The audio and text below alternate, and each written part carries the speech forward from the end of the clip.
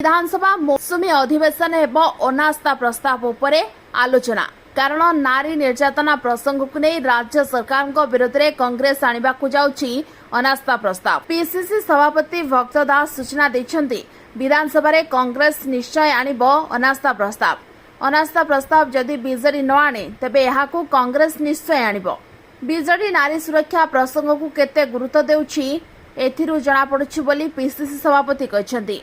कांग्रेस अनास्था प्रस्ताव आनिले जदि बीजेडी समर्थन करिबा नाही तेबे विगत दिने गुड़िकरे नारी सुरक्षा प्रसंग में बीजेडी केवल ड्रामाबाजी करिछि बोली याकू मानिबाकू पड़िबो।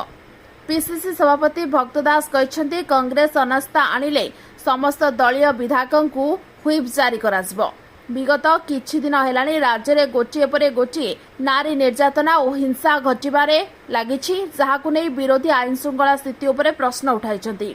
या सहित आंदोलन मध्य करिछन्ति। अनास्था प्रस्ताव और बीजेडी को समालोचना नहीं विरोधी दल उपनेता प्रसन्न आचार्य मध्य जवाब रखिछन्ति। गोटिए दल आ गोटिए दल को निर्देश दे परिबो नाही। बीजेडी स्वाधीन दल ता निष्पत्ति से निजे नहीं परिबो बोली कुआ जायछि। ब्यूरो रिपोर्ट ओटी लाइव। अधिक खबर देखिया पे ओटी लाइव को सब्सक्राइब करंतु एवं ए खबर चिकु अधिक शेयर करंतु।